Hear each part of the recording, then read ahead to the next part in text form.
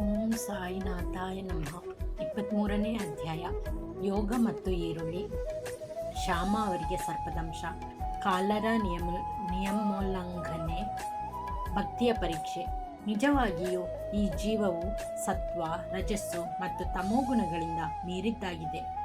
ಆದರೆ ಮಾಯೆ ಎಂಬ ಭ್ರಮೆಗೆ ಸಿಕ್ಕಿ ತನ್ನ ಸ್ವಭಾವವನ್ನು ಮರೆತು ದೇಹವೇ ಮುಖ್ಯ, ತಾನೇ ಕರ್ತೃ, ತಾನೇ ಸುಖಿ ಎಂದು ಭಾವಿಸಿ ಪ್ರಪಂಚದ ವಿಪತ್ತಿನಲ್ಲಿ ಸಿಲುಕಿ ಮುಕ್ತಿ ಮಾರ್ಗವನ್ನರಿಯದೆ ಹೋಗುತ್ತಾನೆ ಈ ಮಾನವ. ಗುರುಚರಣಕ್ಕೆ ಪ್ರೀತಿ ಮತ್ತು ಭಕ್ತಿಯಿಂದ ನಮಿಸುವುದೊಂದೇ ಮುಕ್ತಿಯ ಮೂಲ ಸಾಧನ. ಪ್ರತಿಭಾನ್ವಿತರಾದ ಶ್ರೀ ಸಾಯಿಬಾಬಾ ತಮ್ಮ ಭಕ್ತರನ್ನು ಸಂತಸಗೊಳಿಸಿ ಅವರನ್ನು ತಮ್ಮ ಪ್ರಭಾವಕ್ಕೆ ಪರಿವರ್ತಿಸುತ್ತಿದ್ದರು. ನಾವು ಶ್ರೀ ಸಾಯಿಬಾಬಾ ಅವರನ್ನು ಪರಮಾತ್ಮನ ಅವತಾರ ರೂಪರೆಂದು ತಿಳಿಸಿ ಗೌರವಿಸುತ್ತೇವೆ. ಆದರೆ ಯಾವಾಗಲೂ ನಾನು ದೇವರ ಸೇವಕ ಮತ್ತು ವಿಧೇಯ ಎಂದು ಹೇಳುತ್ತಿದ್ದರು. ಅವರು ಅವತಾರ ರೂಪಿಗಳಾಗಿ ಜನರಿಗೆ ತಮ್ಮ ತಮ್ಮ ಧರ್ಮಗಳನ್ನು ಚಾಚು ತಪ್ಪದೆ ಪಾಲಿಸಿಕೊಂಡು ಬರಬೇಕೆಂದು ಹೇಳಿ ಅವರನ್ನು ಸನ್ಮಾರ್ಗ ಪ್ರವರ್ತಕರನ್ನಾಗಿ ಮಾಡಲು ಶ್ರಮಿಸಿದರು. ಅವರು ಯಾರೊಡನೆಯೂ ಪೈಪೋಟಿ ಮಾಡುತ್ತಿರಲಿಲ್ಲ ಮತ್ತು ಯಾರನ್ನೂ ನಿಂದಿಸುತ್ತಿರಲಿಲ್ಲ. ಸಕಲ ಚರಾಚರಗಳಲ್ಲಿ ಪರಮಾತ್ಮನನ್ನು ಕಂಡು ಅವರಲ್ಲಿ ವಿನಯ ನಮ್ರತೆಗಳಿದ್ದವು. ಮೂಢರನ್ನೂ ಅಧರ್ಮಿಗಳನ್ನೂ ಸರಿಯಾದ ಹಾದಿಗೆ ತರಲೋಸುಗ ಮತ್ತು ಧರ್ಮವನ್ನು ಪ್ರತಿಪಾಲಿಸುಗ ಸಂತರು ಅವತಾರ ತಾಳುತ್ತಾರೆ ಎಂಬುದು ನಮಗೆ ತಿಳಿದ ವಿಷಯ. ನಾವು ಪೂರ್ವಜನ್ಮದಲ್ಲಿ ಸುಕೃತ ಮಾಡಿದ್ದರೆ ಮಾತ್ರ ಅಂತಹ ಸಂತರ ಸಂಪರ್ಕ ಲಭಿಸುವುದು. ಯೋಗ ಮತ್ತು ಈರುಳ್ಳಿ. ಒಂದು ಸಾರಿ ಯೋಗ ಸಾಧಕರೊಬ್ಬರು ನಾನಾ ಸಾಹೇಬ ಚಾಂದೋರಕರ ಸಂಗಡ ಶಿರ್ಡಿಗೆ ಬಂದರು. ಅವರು ಪಾತಂಜಲಿ ಮೊದಲಾದ ಯೋಗ ಶಾಸ್ತ್ರಗಳನ್ನು ಓದಿದ್ದರೇ ಹೊರತು ಅವರಿಗೆ ಪ್ರಾಯೋಗಿಕ ಪರಿಶ್ರಮವಿರಲಿಲ್ಲ. ತಮ್ಮ ಮನಸ್ಸನ್ನು ಕೇಂದ್ರೀಕರಿಸಿ ಒಂದು ಕ್ಷಣ ಕಾಲವಾದರೂ ಸಮಾಧಿ ಸ್ಥಿತಿಯಲ್ಲಿ ಇಡಲಾಗುತ್ತಿರಲಿಲ್ಲ. ಸಾಯಿಬಾಬರವರ ಕೃಪೆಯಾದರೆ ದೀರ್ಘಕಾಲ ಸಮಾಧಿ ಸ್ಥಿತಿಯಲ್ಲಿರಬಹುದೆಂದು ಭಾವಿಸಿ ಶಿರ್ಡಿಗೆ ಬಂದು ಮಸೀದಿಯನ್ನು ಅವರು ಪ್ರವೇಶಿಸಿದರು. ಆಗ ಈರುಳ್ಳಿಯನ್ನು ತಿನ್ನುತ್ತಿದ್ದ ಬಾಬಾ ಅವರನ್ನು ಕಂಡ ಕೂಡಲೇ ಅವರು ಮನಸ್ಸಿನಲ್ಲಿ, ಒಣಗಿದ ರೊಟ್ಟಿ ಮತ್ತು ಈರುಳ್ಳಿ ತಿನ್ನುವ ಫಕೀರನಿಂದ ನನಗೇನು ಪ್ರಯೋಜನ ಎಂದುಕೊಂಡರು. ಸಾಯಿಬಾಬಾ ಆ ಗೃಹಸ್ಥರ ಇಂಗಿತವನ್ನು ಕಾಕಾ ಸಾಹೇಬರಿಗೆ, ಯಾರಿಗೆ ಈರುಳ್ಳಿಯನ್ನು ತಿಂದು ಜೀರ್ಣಿಸಿಕೊಳ್ಳುವ ಶಕ್ತಿ ಇರುವುದು ಅವರು ಮಾತ್ರ ಅದನ್ನು ತಿನ್ನಬಲ್ಲರು, ಇತರರಿಗೆ ತಿನ್ನಲು ಶಕ್ತವಿಲ್ಲ ಎಂದು ಹೇಳಿದರು. ಈ ಮಾತುಗಳನ್ನು ಕೇಳಿದ ಆ ಸಾಧಕರಿಗೆ ಆಶ್ಚರ್ಯವಾಯಿತು. ಬಾಬಾರವರ ಪಾದಗಳಿಗೆರಗಿ ಶರಣು ಹೊಂದಿದರು. ನಂತರ ಪರಿಶುದ್ಧವಾದ ಮನಸ್ಸಿನಿಂದ ತಮ್ಮ ಕಷ್ಟಗಳೆಲ್ಲವನ್ನೂ ಬಾಬಾ ಅವರಿಗೆ ಹೇಳಿ ಸಮಂಜಸವಾದ ಉತ್ತರ ಪಡೆದರು. ಈ ರೀತಿ ತೃಪ್ತಿಯಿಂದ ಆಶೀರ್ವಾದ ಪಡೆದು ಹುದ್ದೆಯನ್ನು ಸ್ವೀಕರಿಸಿ ಶಿರ್ಡಿಯಿಂದ ಹೋದರು. ಶ್ಯಾಮ ಅವರಿಗೆ ಸರ್ಪದಂಶ. ಈ ಹಿಂದಿನ ಅಧ್ಯಾಯದಲ್ಲಿ ಬಾಬಾ ಹೇಗೆ ಅನಾಹುತಗಳನ್ನು ನಿರೀಕ್ಷಿಸುತ್ತಿದ್ದರು ಮತ್ತು ಮೀರಿಕರರನ್ನು ಹೇಗೆ ಕಾಪಾಡಿದರು ಎಂಬುದನ್ನು ತಿಳಿಸಿದ್ದೇವಷ್ಟೇ. ಈಗ ಇದಕ್ಕಿಂತ ಅದ್ಭುತವಾದ ಕಥೆಯನ್ನು ಕೇಳಿರಿ. ಒಂದು ದಿನ ಶ್ಯಾಮ ಅವರು ವಿಷಪೂರಿತವಾದ ಸರ್ಪದಿಂದ ಕಚ್ಚಲ್ಪಟ್ಟರು. ಕಿರುಬೆರಳಿಗೆ ಸರ್ಪವು ಕಡಿದಿದ್ದರಿಂದ ವಿಷವು ದೇಹಕ್ಕೆಲ್ಲ ವ್ಯಾಪಿಸಿತು. ಯಾತನೆ ಬಹಳವಾಗಿ ಅವರು ಬದುಕುವ ಭರವಸೆ ಉಳಿಸಿರಲಿಲ್ಲ. ಅವರ ಸ್ನೇಹಿತರು ಎಂದಿನಂತೆ ಅವರನ್ನು ವಿಠೋಬ ದೇವಾಲಯಕ್ಕೆ ಕರೆದುಕೊಂಡು ಹೋಗಬೇಕೆಂದಿದ್ದರು. ಅಷ್ಟರಲ್ಲಿ ಶ್ಯಾಮ ಅವರು ತಮ್ಮ ವಿಠೋಬ ಬಾಬಾರವರಲ್ಲಿಗೆ ಮಸೀದಿಗೆ ಧಾವಿಸಿದರು. ಬಾಬಾ ಶ್ಯಾಮ ಅವರನ್ನು ನೋಡಿ ಒಮ್ಮೆಲೆ ಬೈಯಲು ಪ್ರಾರಂಭಿಸಿದರು. ಕೋಪದಿಂದ, ನೀಚನೆ, ಮೇಲೆ ಹತ್ತಬೇಡ, ಎಚ್ಚರಿಕೆಯಿಂದಿರು, ಹೋಗು, ಇಳಿದು ಹೋಗು ಎಂದು ಒದರಾಡಿದರು. ಸಾಯಿಬಾಬಾ ಅವರ ಈ ನಡೆಯನ್ನು ನೋಡಿ ಶ್ಯಾಮ ಎದೆಗುಂದಿದರು. ಮಸೀದಿಯೇ ತಮ್ಮ ಮನೆ, ಬಾಬಾರವರೇ ತಮ್ಮ ಸರ್ವಸ್ವ ಎಂದು ಭಾವಿಸಿದ್ದವರನ್ನು ಈ ರೀತಿ ಓಡಿಸಿದರೆ ಅವರೆಲ್ಲಿಗೆ ಹೋಗಬೇಕು?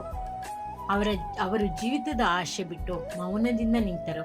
ಸ್ವಲ್ಪ ಹೊತ್ತಿನ ನಂತರ ಬಾಬಾ ಶಾಂತಚಿತ್ತರಾಗಿ ಶ್ಯಾಮ ಅವರನ್ನು ಕರೆದು, ಹೆದರಬೇಡ, ಸ್ವಲ್ಪವೂ ಚಿಂತಿಸಬೇಕಾಗಿಲ್ಲ.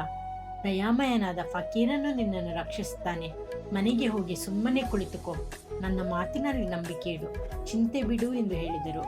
ನಂತರ ಕಾಕಾ ಸಾಹೇಬ ತಾತ್ಯ ಪಾಟೀಲರನ್ನು ಕರೆದು ಶ್ಯಾಮನು ತನಗೆ ಬೇಕಾದ ಆಹಾರ ತಿನ್ನಲಿ, ಬೇಕಾದ ಹಾಗೆ ಅಡ್ಡಾಡಲಿ, ಆದರೆ ರಾತ್ರಿ ಮಲಗಿಕೊಳ್ಳುವುದು ಬೇಡ ಎಂದು ಹೇಳಿ ಕಳುಹಿಸಿದರು. ಇದನ್ನು ಪಾಲಿಸಿದ ಶ್ಯಾಮ ಮರುದಿನ ಬೆಳಿಗ್ಗೆ ಗುಣ ಹೊಂದಿದರು. ಬಾಬಾ ಅವರು ಹೋಗು ಹೋಗು, ಇಳಿದು ಹೋಗು ಎಂದು ಹೇಳಿದ್ದು ಶ್ಯಾಮ ಅವರಿಗಲ್ಲ, ಅದು ಸರ್ಪಕ್ಕೆ ಮತ್ತು ಅದರ ವಿಷಕ್ಕೆ ನೇರವಾದ ಆಜ್ಞೆಯಾಗಿತ್ತೆಂಬುದನ್ನು ನಾವು ಗಮನಿಸಬೇಕು. ಇತರರಂತೆ ಅವರು ಮಂತ್ರ ಉಪಯೋಗಿಸಲಿಲ್ಲ. ಅವರ ಮಾತುಗಳೇ ಮಂತ್ರಗಳಾಗಿದ್ದವು. ಯಾರು ಈ ಕಥೆಯನ್ನಾಗಲಿ ಅಥವಾ ಇದೇ ತರಹದ ಬೇರೆ ಕಥೆಯನ್ನಾಗಲಿ ಕೇಳುವರೋ ಅವರಿಗೆ ಬಾಬಾರವರಲ್ಲಿ ದೃಢ ನಂಬಿಕೆ ಉಂಟಾಗುವುದು. ಈ ಮಾಯೆ ಎಂಬ ಸಂಸಾರ ಸಾಗರವನ್ನು ದಾಟಲು ಸುಲಭವಾದ ಸಾಧನವೆಂದರೆ ಸಾಯಿಬಾಬಾರವರ ನಾಮಸ್ಮರಣೆ. ಕಾಲರ ನಿಯಮೋಲ್ಲಂಘನೆ. ಒಂದು ಸಾರಿ ಕಾಲರ ಅಂಟು ಜಾಡ್ಯವು ಶಿರ್ಡಿಯಲ್ಲಿ ಕಾಲ್ಗಿಚ್ಚಿನಂತೆ ಹಬ್ಬಿತು. ಗ್ರಾಮವಾಸಿಗಳು ಶಿರ್ಡಿ ಮತ್ತಿತರ ಅಕ್ಕಪಕ್ಕದ ಊರುಗಳ ನಡುವೆ ಇದ್ದ ಸಾರಿಗೆ ಸಂಪರ್ಕವನ್ನು ಕಡಿದು ಹಾಕಿದರು. ಊರಿನವರೆಲ್ಲ ಸೇರಿ ಕಾಲರ ತಡೆಗಟ್ಟಲು ಯಾವ ಸೌದೆಗಾಡಿಯೂ ಶಿರ್ಡಿಯೊಳಗೆ ಬರಬಾರದು ಮತ್ತು ಯಾರೂ ಪ್ರಾಣಿವಧೆ ಮಾಡಬಾರದು ಎಂಬ ನಿಯಮಗಳನ್ನು ವಿಧಿಸಿ ಅವುಗಳನ್ನು ಮೀರಿ ನಡೆದವರಿಗೆ ದಂಡ ವಿಧಿಸಬೇಕೆಂದು ತೀರ್ಮಾನಿಸಿದರು. ಬಾಬಾ ಜನರ ಈ ಮೂಢನಂಬಿಕೆಯನ್ನು ಅರಿತು ಅವುಗಳನ್ನು ಗಮನಿಸಲೇ ಇಲ್ಲ. ಈ ನಿಯಮ ಜಾರಿಯಲ್ಲಿರುವಾಗಲೇ ಸೌದೆಗಾಡಿಯೊಂದು ಶಿರ್ಡಿಗೆ ಬಂದಿತು. ಆಗ ಹಳ್ಳಿಯಲ್ಲಿ ಕಟ್ಟಿಗೆಯ ಅಭಾವವಿತ್ತು. ಆದರೂ ನಿಯಮಕ್ಕನುಸಾರವಾಗಿ ಯಾರೂ ಕಟ್ಟಿಗೆ ಗಾಡಿಯನ್ನು ಊರೊಳಗೆ ಬಿಡಲಿಲ್ಲ. ಇದನ್ನು ನೋಡಿದ ಕೂಡಲೇ ಬಾಬಾ ಸ್ವತಃ ಅಲ್ಲಿಗೆ ಬಂದು ಕಟ್ಟಿಗೆ ಗಾಡಿಯನ್ನು ಊರೊಳಗೆ ಕರೆದುಕೊಂಡು ಹೋದರು. ಬಾಬಾ ಅವರನ್ನು ತಡೆಯಲು ಯಾರಿಗೂ ಧೈರ್ಯವಿರಲಿಲ್ಲ. ದುನಿಗೆ ಕಟ್ಟಿಗೆ ಬೇಕಾದುದರಿಂದ ಎಲ್ಲ ಕಟ್ಟಿಗೆಯನ್ನು ಅವರೇ ಕೊಂಡರು. ಬಾಬಾ ಹಗಲಿರುಳು ದುನಿಯನ್ನು ಉರಿಸುತ್ತಲೇ ಇದ್ದರು. ಆದುದರಿಂದ ಅವರು ಕಟ್ಟಿಗೆಯನ್ನು ಶೇಖರಿಸಿ ಇಡುತ್ತಿದ್ದರು. ಬಾಬಾರವರ ಮಸೀದಿಗೆ ಯಾರೂ ಬೇಕಾದರೂ ಬರಬಹುದಾಗಿತ್ತು. ಅವರು ಬಾಗಿಲನ್ನಾಗಲಿ ಬೀಗವನ್ನಾಗಲಿ ಹಾಕುತ್ತಿರಲಿಲ್ಲ. ಕೆಲವು ಬಡವರು ತಮಗೆ ಬೇಕಾದಾಗ ಮಸೀದಿಯಿಂದ ಕಟ್ಟಿಗೆ ತೆಗೆದುಕೊಂಡು ಹೋಗುತ್ತಿದ್ದರು. ಅದಕ್ಕೆ ಬಾಬಾ ಎಂದೂ ಬೇಡವೆನ್ನುತ್ತಿರಲಿಲ್ಲ. ಪ್ರಪಂಚದಲ್ಲೆಲ್ಲ ಪರಮಾತ್ಮ ವ್ಯಾಪಿಸಿರುತ್ತಾನೆ ಎಂಬುದನ್ನು ಅವರು ಮನಗಂಡಿದ್ದರು. ಯಾರಲ್ಲಿಯೂ ದ್ವೇಷ ಬೆಳೆಸುತ್ತಿರಲಿಲ್ಲ. ಬಾಬಾ ವಿರಕ್ತರಾಗಿದ್ದರೂ ಸಾಮಾನ್ಯ ಜನರಂತೆ ಎಲ್ಲರೊಡನೆ ಕಲಿತು ಮಾರ್ಗದರ್ಶಕರಾಗಿದ್ದರು. ಭಕ್ತಿಯ ಪರೀಕ್ಷೆ. ಬಾಬಾ ಎರಡನೇ ನಿಯಮವನ್ನು ಹೇಗೆ ಮುರಿದರೆಂಬುದನ್ನು ನೋಡೋಣ. ಈ ನಿಯಮ ಜಾರಿಯಲ್ಲಿರುವಾಗ ಯಾರೋ ಒಬ್ಬರು ಮಸೀದಿಯ ಹತ್ತಿರ ಒಂದು ಆಡನ್ನು ಹೊಡೆದುಕೊಂಡು ಹೋಗುತ್ತಿದ್ದರು. ಅದು ಬಹಳ ಕೃಶವಾಗಿ ಮರಣಾವಸ್ಥೆಯಲ್ಲಿತ್ತು. ಆ ಸಮಯದಲ್ಲಿ ಮಾಳೆಂಗಾವ, ಪೀರ ಅಹಮದ ಬಡೇ ಬಾಬಾ ಅವರು ಅಲ್ಲಿದ್ದರು. ಬಾಬಾ ಆ ಆಡನ್ನು ಒಂದೇ ಏಟಿಗೆ ಕಡಿದುಕೊಳ್ಳಬೇಕೆಂದು ಅವರಿಗೆ ಹೇಳಿದರು. ಬಡೇ ಬಾಬಾ ಸಾಯಿಬಾಬಾರವರಲ್ಲಿ ಬಹಳ ಗೌರವನ್ನಿಟ್ಟಿದ್ದರು. ಅವರು ಯಾವಾಗಲೂ ಬಾಬಾ ಅವರ ಬಲಗಡೆಗೆ ಕುಳಿತಿರುತ್ತಿದ್ದರು. ಬಡೇ ಬಾಬಾ ಹೊಕ್ಕ ಸೇದಿದ ನಂತರವೇ ಬಾಬಾ ಅದನ್ನು ಸೇವಿಸುತ್ತಿದ್ದರು. ಮಧ್ಯಾಹ್ನದ ಊಟದ ಸಮಯದಲ್ಲಿ ಎಲೆ ಬಡಿಸಿದ ನಂತರ ಬಾಬಾ ಅವರು ಬಡೇ ಬಾಬಾ ಅವರನ್ನು ಕರೆದು ಪಕ್ಕದಲ್ಲಿ ಕೂಡಿಸಿಕೊಂಡು ಊಟ ಮಾಡುತ್ತಿದ್ದರು. ಬಾಬಾ ಅವರು ತಾವು ಪಡೆದ ದಕ್ಷಿಣೆಯಿಂದ ಪ್ರತಿದಿನವೂ ಅವರಿಗೆ 50 ರೂಪಾಯಿಗಳನ್ನು ಕೊಡುತ್ತಿದ್ದರು. ಬಡೇ ಬಾಬಾ ಮಸೀದಿಯಿಂದ ಹೊರಡುವಾಗ ಸ್ವಲ್ಪ ದೂರ ಅವರನ್ನು ಹಿಂಬಾಲಿಸಿ ಹೋಗಿ ಬೀಳ್ಕೊಡುತ್ತಿದ್ದರು. ಅವರ ಮೇಲೆ ಅಷ್ಟೊಂದು ಬಾಬಾರವರ ಪ್ರೀತಿ, ವಿಶ್ವಾಸ ಮತ್ತು ಆದರ.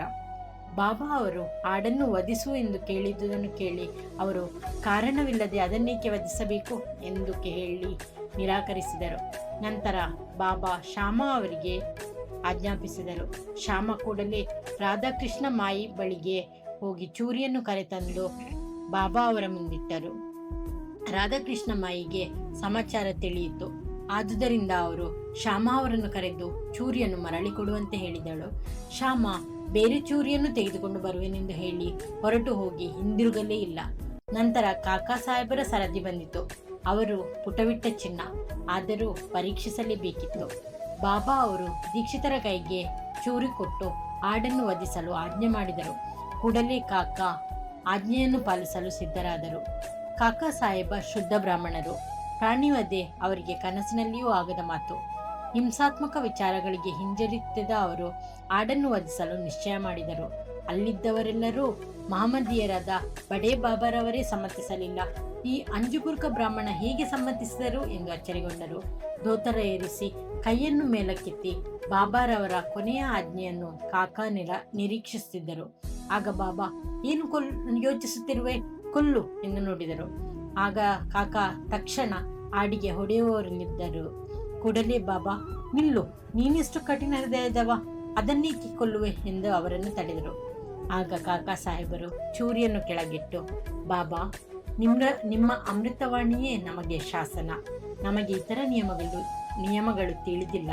ನಾವು ನಿಮ್ಮನ್ನೇ ನಂಬುವೆವು. ಯಾವುದು ಹಿತಕರ ಮತ್ತು ಯಾವುದು ಅಹಿತಕರ ಎಂಬ ಬಗ್ಗೆ ನಮಗೆ ಪರಿವೇ ಇಲ್ಲ ಮತ್ತು ಅದನ್ನು ಚಿಂತಿಸುವ ಗೋಡವೆಗೂ ನಾವು ಹೋಗುವುದಿಲ್ಲ. ಗುರುವಿನ ಆಜ್ಞೆಯಂತೆ ಚಾಚೂ ತಪ್ಪದೆ ನಡೆದುಕೊಳ್ಳುವುದೇ ನಮ್ಮ ಧರ್ಮ ಎಂದರು. ಆಗ ಬಾಬಾ ತಾವೇ ಅದರ ಆಹುತಿಯನ್ನು ಮಾಡುವೆನೆಂದು ಹೇಳಿದರು.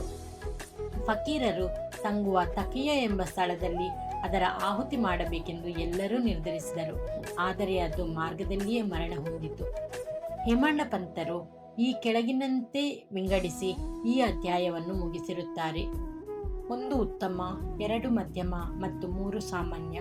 ಗುರುವಿಗೆ ಏನು ಬೇಕು ಎಂಬುದನ್ನರಿತು ಅವರ ಆಜ್ಞೆಗಾಗಿ ಕಾಯದೆ ಅವರ ಸೇವೆ ಮಾಡುವವರು ಮೊದಲನೇ ವರ್ಗಕ್ಕೆ ಸೇರಿದವರು. ಅವರ ಆಜ್ಞೆಯನ್ನು ಪರಿಪಾಲಿಸುವವರು 2ನೇ ವರ್ಗಕ್ಕೆ ಸೇರಿದವರು. ಗುರುವಿನ ಆಜ್ಞೆಯನ್ನು ಪಾಲಿಸಿದವರು ಮತ್ತು ತಮ್ಮ ಕರ್ತವ್ಯವನ್ನು ಮುಂದೂಡುವವರು 3ನೇ ವರ್ಗಕ್ಕೆ ಸೇರಿದವರು. ಶಿಷ್ಯರಿಗೆ ಗುರುವಿನಲ್ಲಿ ದೃಢವಾದ ನಂಬಿಕೆ ಇರಬೇಕು. ಆಗ ಅವರು ತಾಳ್ಮೆಯಿಂದ ಆಧ್ಯಾತ್ಮಿಕ ಗುರಿಯನ್ನು ಮುಟ್ಟಲು ಸಾಧ್ಯವಾಗುವುದು. ಅವರಿಗೆ ಹಠ, ಯೋಗ ಮತ್ತು ಇತರ ಯೋಗಾಧ್ಯಯನಗಳ ಅವಶ್ಯಕತೆ ಇರುವುದಿಲ್ಲ.